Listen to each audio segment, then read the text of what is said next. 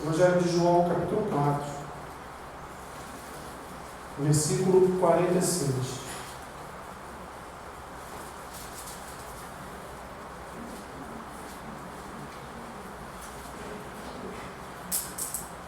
Evangelho de João, capítulo 4, versículo 46.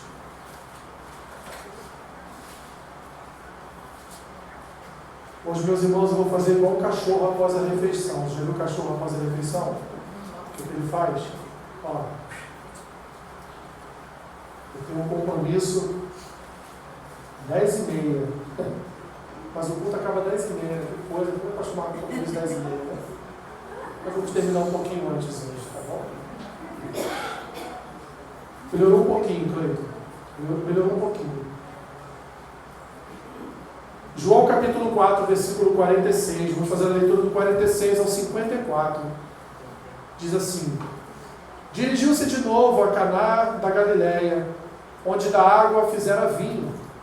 Ora, havia um oficial do rei, cujo filho estava doente em Cafarnaum. Tendo ouvido dizer que Jesus viera da Judéia para a Galileia, foi ter com ele e lhe rogou que descesse para curar seu filho, que estava à morte. Então Jesus lhe disse: Se porventura não virdes sinais e prodígios, de modo nenhum crereis.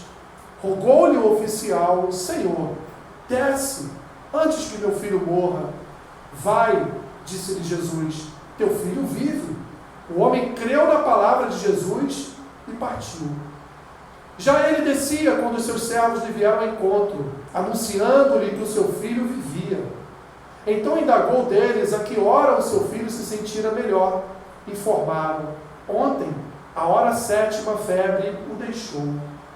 Com isto, reconheceu o pai ser aquela precisamente a hora em que Jesus lhe dissera: teu filho vive. E creu ele e toda a sua casa. Foi este o segundo sinal que fez Jesus, depois de vir da Judéia para a Galileia. Pai, abençoa-nos nesta manhã com a tua palavra, que o teu Santo Espírito venha ministrar aos nossos corações. Em nome de Jesus. Amém. Podem sentar. Quero aqui, meus irmãos, contar um testemunho que não é meu. É o testemunho de uma missionária, alguns devem conhecer, chamada Edmeia Williams. Testemunha a respeito de um jovem ali no Morro Santa Marta. Ele estava muito adoecido, era portador do HIV e já estava assim, praticamente nos seus últimos momentos de vida. E esse rapaz, em que pese ser filho, era filho de uma crente, ele não confiava em Deus, ele era um ateu, não acreditava na existência de Deus. Talvez pela sua doença, talvez pela sua vida, por todas as dores que ele estava passando, isso é muito comum. E essa missionária de Meia estava fazendo-lhe visitas regulares, e sempre orava, mesmo ele não querendo que ela orasse. Ela, lá na porta do quarto, fazia orações junto com a mãe dele por ele. E ele lá no quarto dizia: vai embora, sua velha gorda, não quero você aqui. Ela até brinca quando ela conta esse testemunho: eu, gorda? E esse rapaz, então, de forma alguma queria mais a presença dela lá e falou para a mãe dele: eu não quero mais essa mulher aqui em casa, não quero mais oração nenhuma. E ela, então, numa das suas últimas visitas feitas a ele, ela resolveu sair do seu apartamento, que era ali próximo ao Morro Santa Marta, e falou: hoje eu não vou de carro, hoje eu vou a pé. Pegou a sua Bíblia, sua bolsa e foi andando. Quando chegou no início do Morro de Santa Marta, ela viu um rapaz, um jovenzinho vendendo caqui.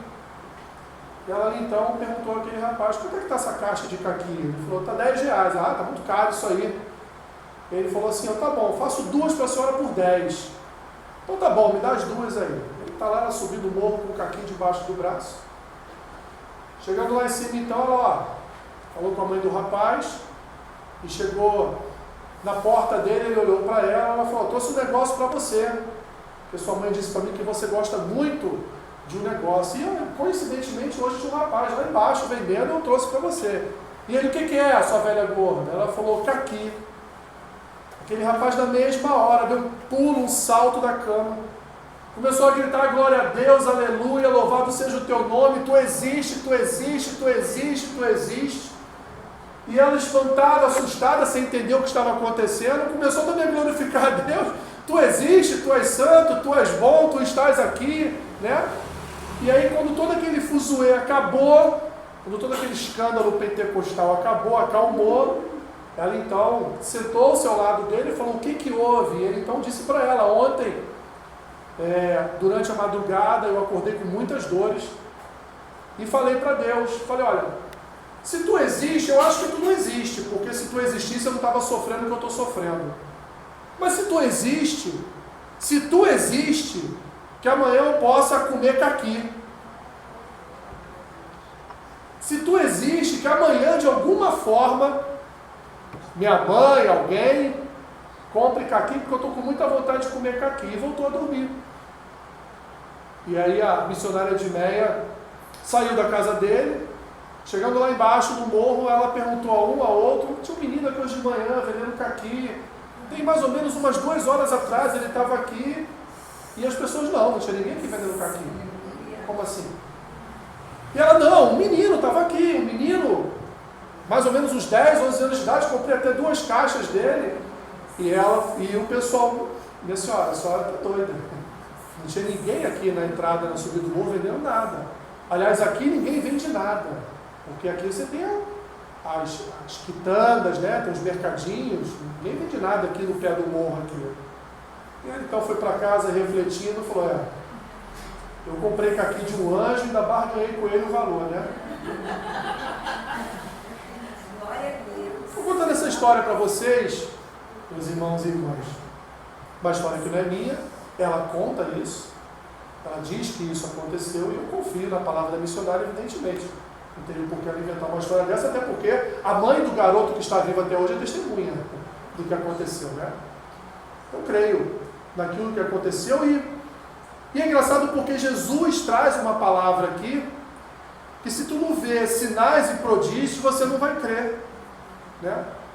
Só que há algo de interessante nessa história, meus irmãos, é que, em primeiro lugar, Jesus retornou ao lugar onde ele fizera o seu primeiro milagre, que foi quando ele, nas bodas, né, de Canaã, nas bodas lá no casamento, ele transformou a água em vinho. E agora, então, ele estava prestes ali a realizar um segundo milagre. E um milagre que é um prodígio, porque você já viu alguém transformar água em vinho? Não. E agora, praticamente um menino morto, e Jesus vai dizer, não, ele não está morto, ele vive. Preste atenção, meus irmãos, que em pouco tempo do ministério de Jesus, pouquíssimo tempo, ali tinham dias que Jesus havia sido batizado por João Batista.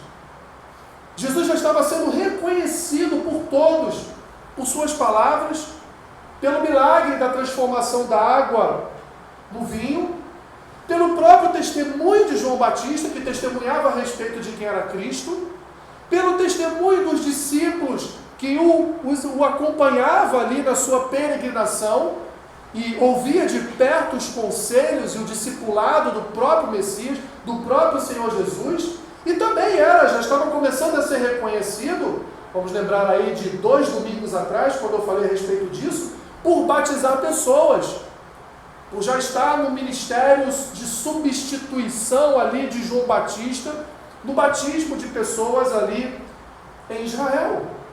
E agora nós somos surpreendidos, assim como fomos, meus irmãos, com Nicodemos, que procurou a Cristo.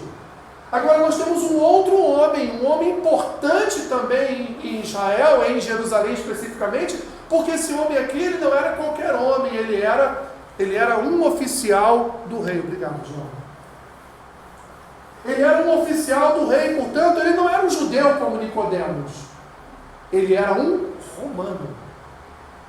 E ele estava ali, ele ouviu notícias de um tal de Jesus, que havia feito o milagre da transformação da água em vinho, que estava batizando pessoas, que estava regimentando discípulos, que a sua palavra é uma palavra que não havia igual em Israel, e esse homem não muito provavelmente ouviu algo a respeito de Jesus, e quando teve notícia de que Jesus estava lá na sua cidade, ou próximo da sua cidade, porque ele era de Cafarnaum, o que ele faz? Ele vai ao encontro de Jesus. Mas como Nicodemos, ele não foi ao encontro de Jesus como Nicodemos, porque Nicodemos queria ouvir Jesus falar, queria bater um papo com Jesus. Esse homem não, ele vai de uma forma mais profunda, ele vai pedir a Jesus que Jesus cure o seu filho de uma enfermidade. Vemos no texto, meus irmãos, que com uma só palavra Jesus abençoou aquele homem, abençoou toda a sua casa, pois a cura do seu filho serviu de testemunho da glória daquele que andava ali entre o povo de Jesus Cristo. Assim como o testemunho do caqui, do anjo e desse rapaz, como ela mesmo estava pregando, serviria de testemunho para várias e várias outras pessoas. No sentido, meus irmãos, de que Deus ainda efetua curas. Mas muito maior e melhor do que efetuar curas no nosso corpo, é Ele efetuar curas na nossa alma. E foi o que Ele fez com o rapaz do caqui. Porque uma semana depois ele morreu, ele faleceu. Mas ele morreu confessando Cristo como seu Senhor e Salvador. Porque ele não buscou na missionária a sua salvação. Ele não buscou na sua mãe a sua salvação. Assim como oficial do rei, ele buscou no Rei dos Reis a sua salvação. Eu não sei se esse homem de fato acreditava que Jesus pudesse curar o seu filho, mas dentro de todas as alternativas que ele talvez já tenha buscado e procurado, todos os remédios que já tivessem ali sido administrados sobre a vida do seu filho, só restou um único remédio. Olha, eu não sei se ele cura, eu não sei se ele vai me atender, porque eu sou um oficial do rei, eu sou um romano, mas eu vou em busca disso. Se ele não curar, não curo, mas se ele curar, eu saio no lucro.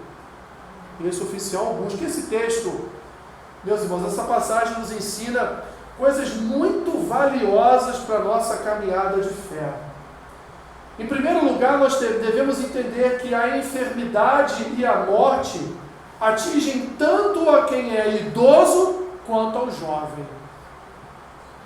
Lembra do slogan de uma grande empresa aí ela é uma funerária, mas é uma empresa de seguro morte, né?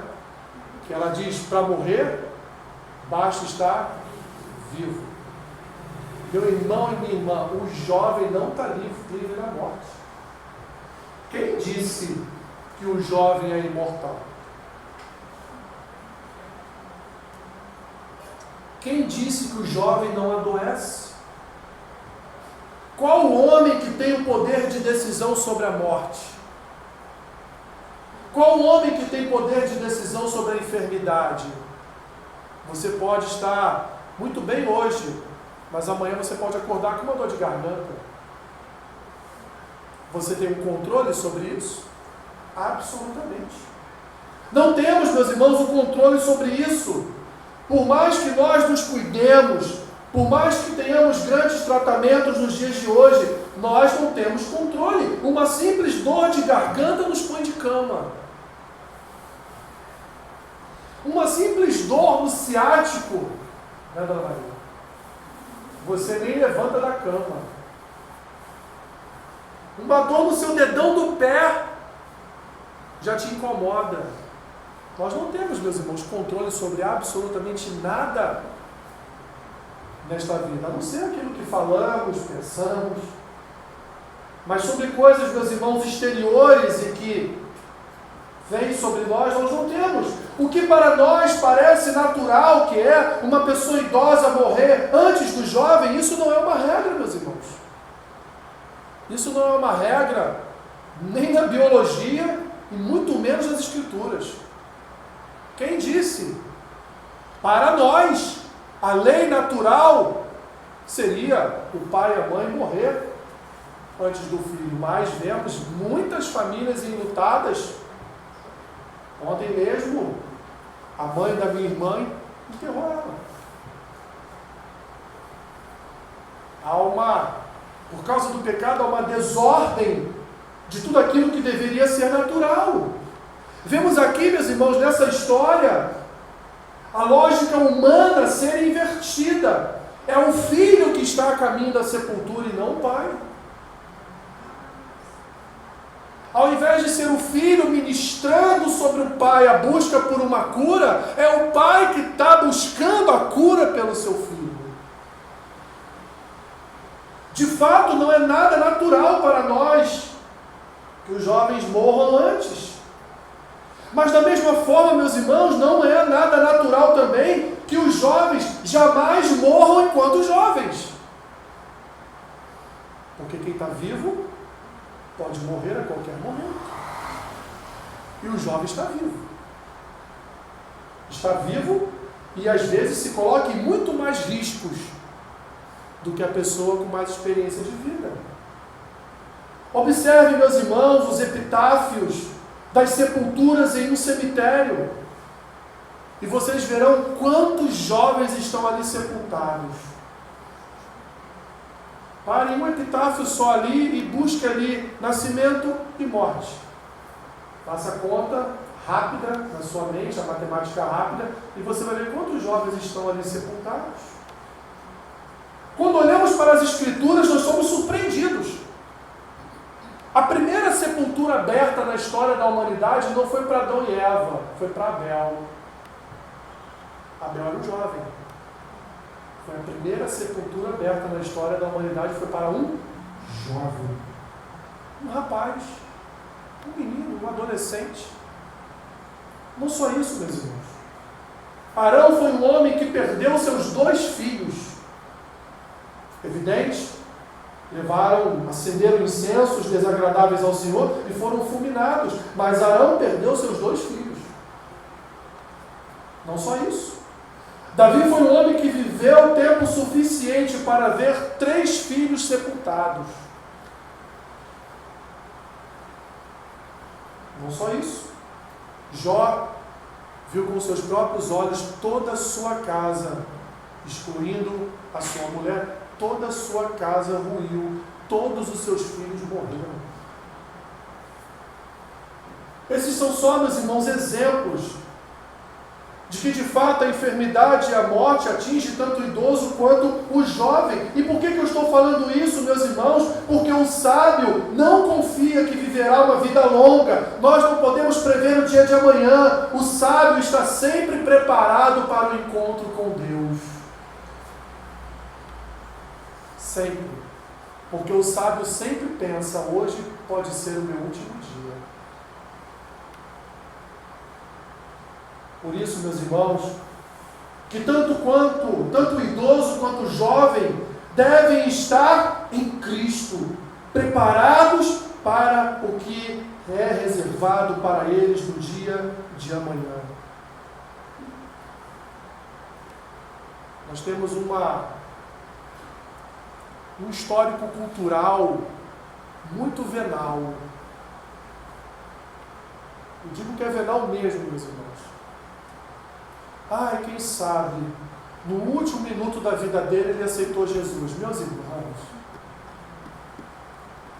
nós não podemos de forma alguma esperar ou criar essa expectativa no coração. O se resolver com Cristo é agora, não é numa cama à beira da morte. Então você está dizendo que pessoas não se convertem? Eu não estou dizendo isso. Tem um exemplo do rapaz do Caqui. Uma semana depois ele morreu. Não é isso que eu estou dizendo. Eu estou dizendo que por causa desta nossa palavra, muitos pensam da mesma forma, muitos que não estão em Cristo pensam da mesma forma. Eu tenho tempo. Ninguém tem tempo. Porque ninguém prevê o amanhã. Ninguém sabe do amanhã. Esse oficial do rei, ele poderia imaginar alguns meses atrás, antes do seu encontro com Cristo, que o seu filho estaria enfermo para a morte? Não. Ele poderia sequer imaginar que ele iria em busca de um judeu para curar o seu filho? Jamais. Os Os médicos romanos poderiam curar os seus familiares. Nós não sabemos, meus irmãos. O nosso consolo é que a morte eterna já foi vencida por aquele que é o doador da vida.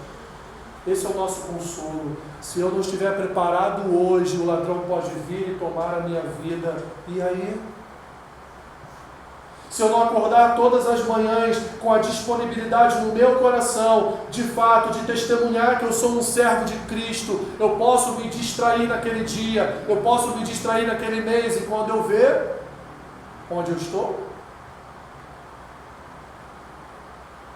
Assim, meus irmãos e irmãs, cuidem das suas vidas com Deus. Estejam sempre em busca de estar em dia com o Senhor, para que não sejamos pegos de surpresa. Porque para morrer, basta estar vivo. Segunda coisa que esse texto nos ensina, e isso também é algo muito difícil de entendermos. A gente até fala, mas é difícil. As aflições podem trazer benefícios para a alma. Ontem mesmo eu estava pensando na vida, da minha irmã. Perdeu um filho, infartado de madrugada com 15, 16 anos de idade. Depois disso, ela ficou um pouco perturbada, evidente, né? Essa é a lógica da vida. Mas um dia, ela foi achada no caminho por Cristo. E naquele seu sofrimento, naquela sua dor, ela foi alcançada pelo consolo de Cristo. E logo depois veio o câncer, que anos e anos e anos da sua vida maltratou e acabou com a vida dela, mas acabou com a vida física. Porque hoje ela, pelo seu testemunho de vida, pelo fruto que ela tinha na sua vida, ela está em Cristo, muito melhor do que cada um de nós. Mas foi uma vida de dor, foi uma vida de sofrimento.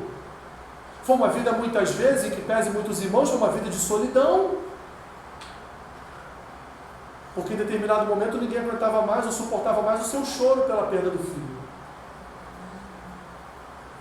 Porque até a paciência de irmãos, ela vai até um limite. Não deveria, mas vai. Meus irmãos, o que levou um oficial romano a procurar um religioso judeu? Sim, ou um judeu religioso, porque para ele, Jesus não era Messias, ele nem entendia essa questão de Messias.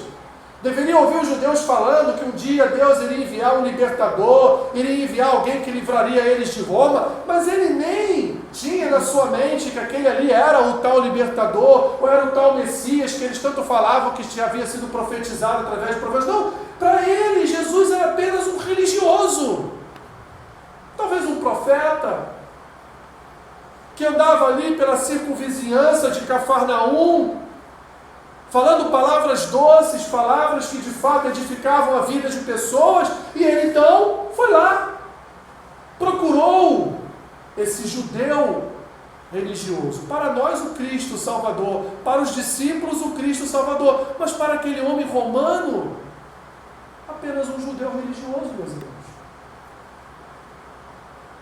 Se o seu filho não adoecesse para a morte, ele procuraria Jesus? Não. Se o seu filho não adoecesse para a morte, ele e toda a sua casa seriam salvos. Olha o que diz o versículo 53, na última parte: e creu ele e toda a sua casa.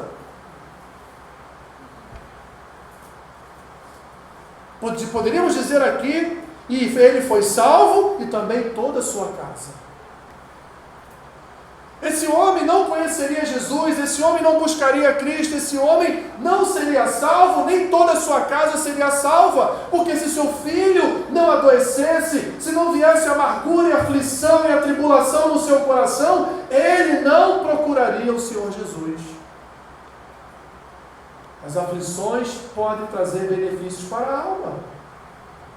A enfermidade do filho deste oficial do rei, meus irmãos, foi o caminho percorrido pela graça de Deus para que ele e toda a sua casa fossem salvos. Nós não entendemos os mistérios de Deus. Nós não compreendemos os caminhos que Deus traça para cada um de nós. Podemos não compreender, mas Deus sabe de todas as coisas, meus irmãos. Porque a aflição ela é um dos instrumentos usados por Deus. Através dela, Deus ensina coisas que não poderiam ser ensinadas de outra forma. Já viu a fé daquele que está enfermo? Já viu a fé daquele que tem alguém na sua casa enfermo? Muitos meus irmãos estão nas igrejas, podem ainda não serem convertidos, mas estão ali porque buscam um Cristo que eles nem conhecem, mas que eles sabem, que eles ouvem, que Ele pode curar, que Ele pode libertar, que Ele pode dar nova vida àquele que está enfermo ou a ela mesmo que está passando por uma enfermidade. Mas em determinado momento essa pessoa receberá um toque da graça de Deus de tal forma que ela não vai estar mais ali buscando a cura da enfermidade de um filho, ou da sua esposa, ou do seu marido, ou dela própria, mas ela vai estar ali buscando a maior e a melhor das curas que nós recebemos na nossa alma, que é a salvação, que é a vida eterna. Naturalmente, meus irmãos, o que todos desejam nesse mundo é prosperidade, conforto, vida na rede, não é? Como é boa uma vida na rede, né?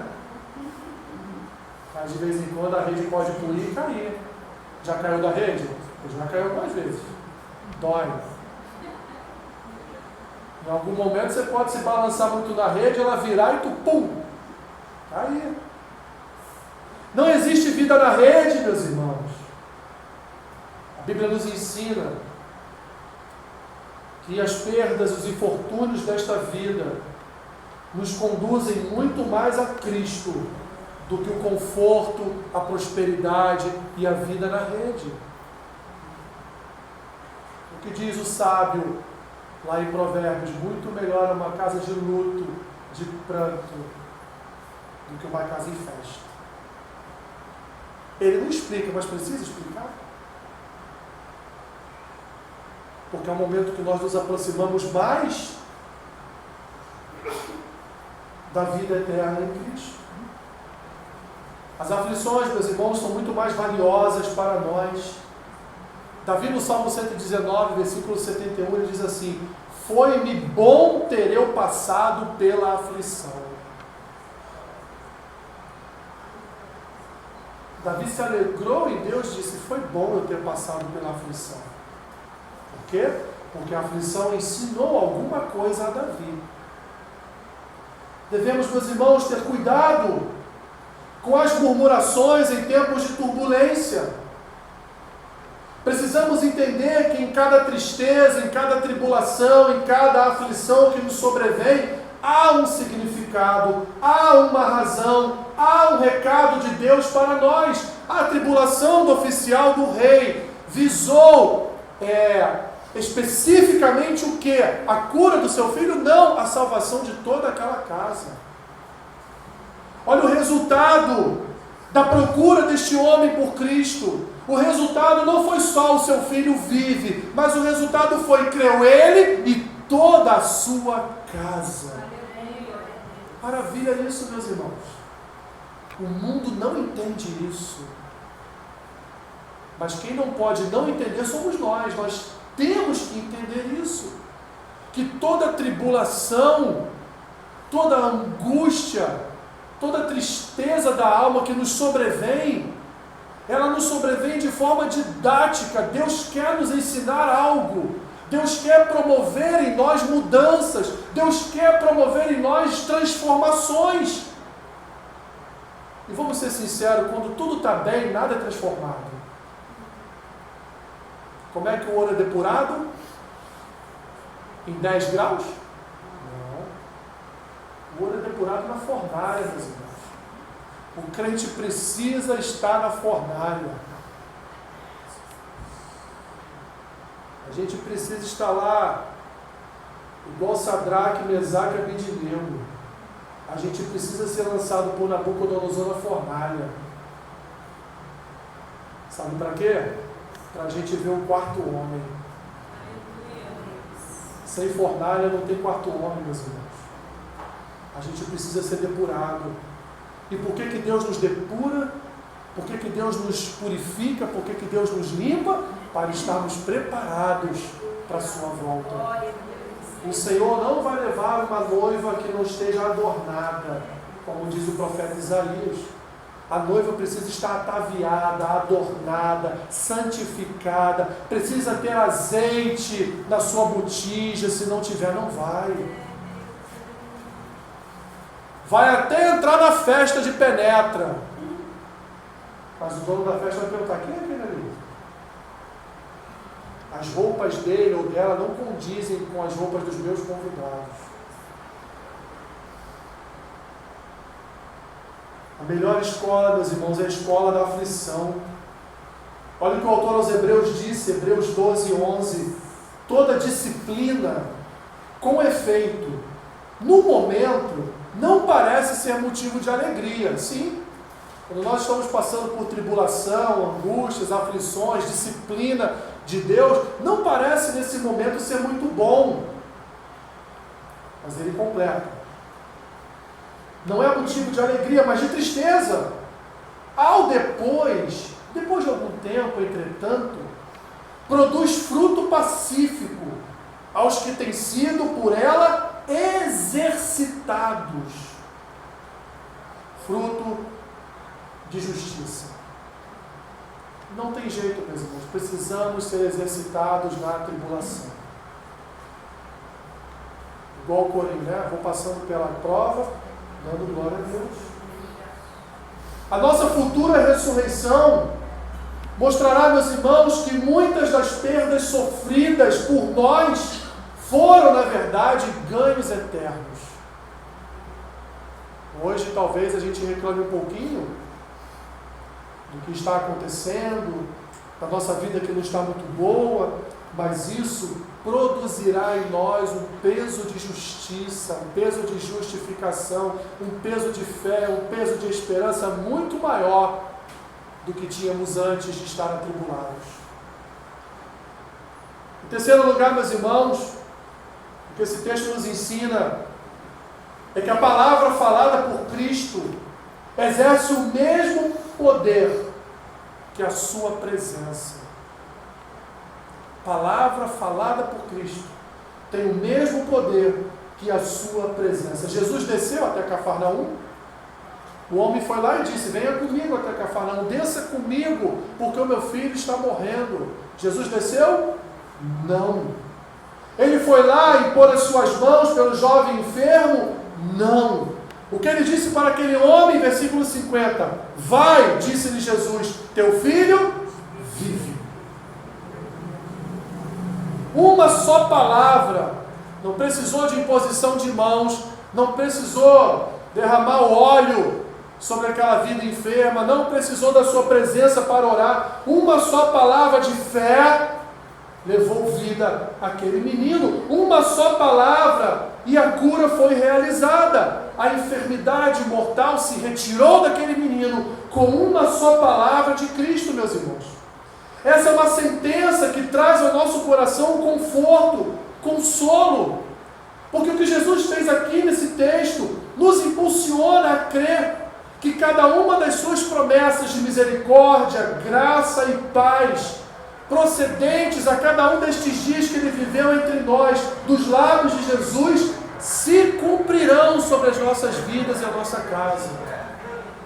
A mesma palavra que Jesus disse àquele homem, vai, teu filho vive, é a mesma, meus irmãos, que ele diz para nós, creia, tu e toda a sua casa serão salvos.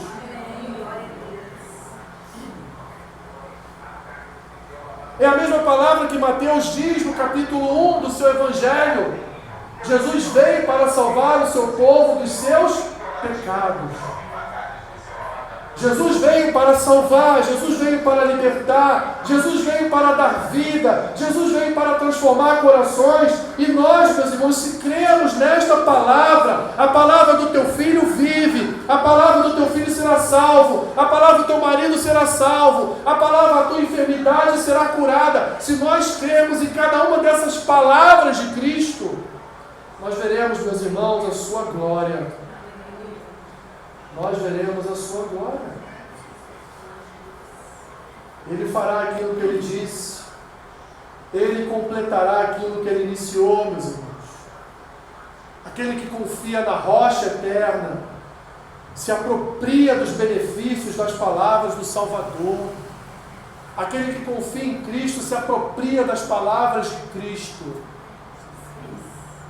E não estou falando aqui, meus irmãos, de triunfalismo. Estou falando de crer. Estou falando de fé. Estou falando de ler as Escrituras e quando Cristo falar algo que salte aos seus corações, você confiar plenamente. Ele não está aqui fisicamente presente ao meu lado, mas a palavra dele é como se ele estivesse presente.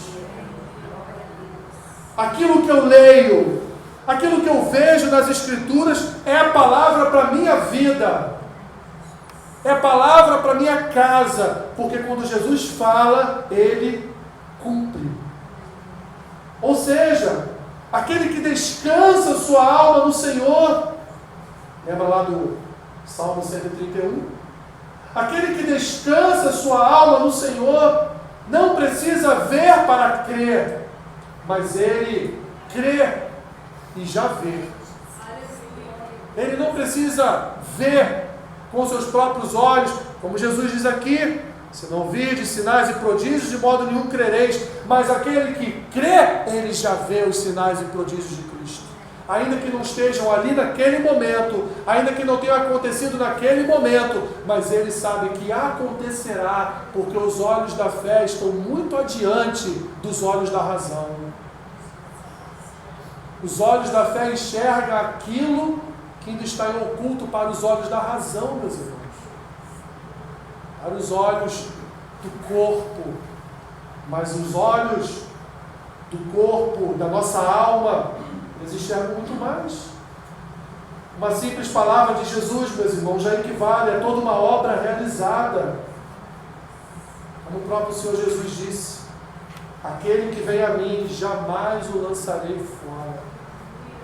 Aquele que recorre a Cristo, Cristo jamais deixará de inclinar os seus ouvidos e ouvir o seu clamor. Aquele que com fé, não com café, com fé, recorre a Cristo em alguma situação, em determinado momento da sua vida, ele receberá de Cristo a resposta. Porque foi ele, meus irmãos, que disse: pede e vos será concedido, busque e vocês encontrarão, bata a porta e ela se abrirá. Foi ele que falou isso.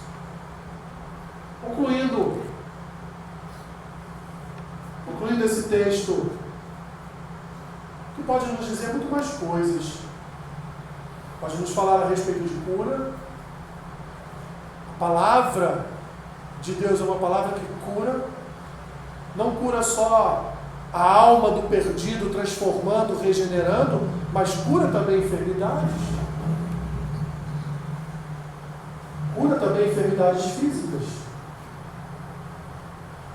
Repetindo, meus irmãos, como diz o slogan de uma empresa de auxílio funeral: para morrer basta estar vivo. Assim então, cuide da sua vida espiritual, pois nenhum de nós sabe o dia de amanhã. Que todos os dias nós possamos entender que esse pode ser o último dia. E como diz o salmista no Salmo 90, o que entregaremos ao Senhor como obra das nossas mãos? Em segundo lugar, meus irmãos, toda aflição é didática. Toda aflição tem sempre alguma coisa a nos ensinar. Nunca negligencie o poder didático de uma tribulação. Nunca, jamais, porque a tribulação sempre nos ensina algo. Terceiro, evidente que nós não vamos pedir a Deus: Senhor, preciso ser depurado, manda a tribulação, né? Ninguém ora pedindo problema, não é verdade? A gente ora até pedindo a Deus, se possível, Ele pagar a nossa conta de luz, né? Mas ninguém ora pedindo problema, ninguém ora pedindo tribulação. Mas, meus irmãos, quando elas aportarem no cais do nosso porto, seja através de uma enfermidade, seja através de um problema familiar, seja através de qualquer coisa, meus irmãos, nós devemos entendê-la sobre a luz das Escrituras. Devemos compreender através das Escrituras. Em quarto lugar, a palavra de Deus é uma palavra de cura. Não é só a oração de fé que pode conduzir uma pessoa a ser curada de uma enfermidade, mas a palavra de fé também pode produzir cura de uma enfermidade. Meus irmãos, nesse texto, Jesus não orou. Você notou isso? Que ele não ora? Ele não ora. Ele não pega lá na mão do oficial do rei, vem cá, vamos sair dessa multidão aqui, vamos para um cantinho aqui, e vamos orar e interceder pelo seu filho, que Deus vai curar. Jesus fez isso? Não. Ele não orou. Ele só transmitiu àquele homem uma palavra de fé. Vai, teu filho vive. Então a palavra, meus irmãos, tem o poder de curar. Quão bom é quando você está ali no leito de uma pessoa enferma e você lê para ela as Escrituras. Não necessariamente você precisa orar, mas você pode em determinados momentos substituir a oração pela palavra ali. E ler.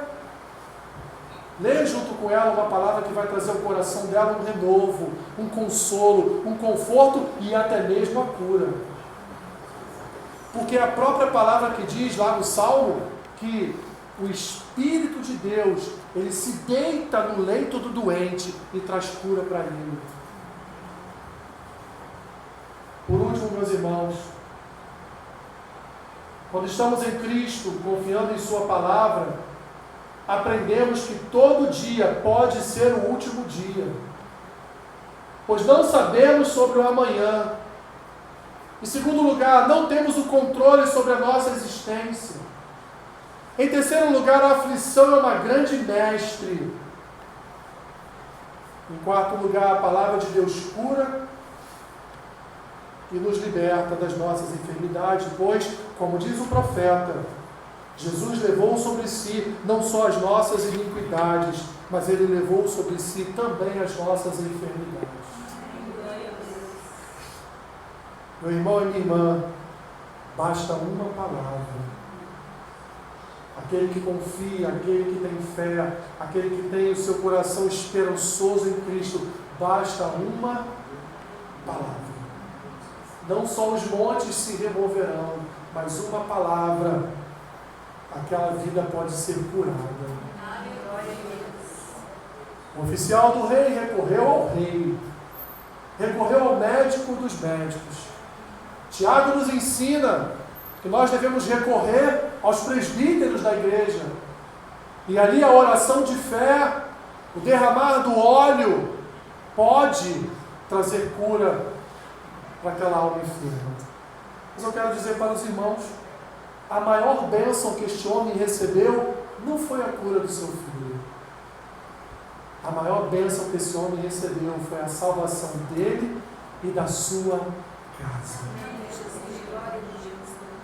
Porque não há maior cura, não há maior cura do que a cura de uma alma perdida, quando ela é reabilitada a crer em Cristo, quando ela é reabilitada a ser amiga de Deus novamente, quando ela é reabilitada na família de Cristo, quando ela é reenxertada na videira, quando ela passa a pertencer a uma comunidade de fé, quando ela passa a pertencer novamente ao Senhor e Criador da sua vida, aquele que é dono da vida e da morte, aquele que tem todo o poder, toda a autoridade. A maior bênção que este homem recebeu foi a salvação da sua casa, através de um caminho difícil de ser percorrido, mas ele foi percorrido e a sua casa foi salva.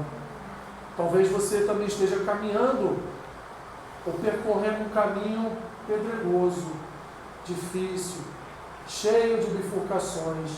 Mas creia, meu irmão e minha irmã, basta uma só palavra do Senhor Jesus e toda a sua casa será santa. Basta uma só palavra de Jesus e a enfermidade será repreendida e será vencida pelo médico dos médicos, pelo nosso Rei, o Rei dos Reis. Senhor, que esta palavra encontre lugar, encontre abrigo no coração da Tua igreja, pois é a Tua palavra sendo ministrada a estas vidas, é a Tua palavra levando vida, Senhor, aos Teus filhos e filhas, que ela, ao terminarmos esse culto, que ela não venha se perder pelo caminho, que ela não venha, ó Deus, a ser deixada de lado, mas que essa boa semente venha encontrar terra fértil e ali produzir frutos, não só para esta vida, mas para a vida de outras pessoas. Abençoe a Tua igreja, Senhor.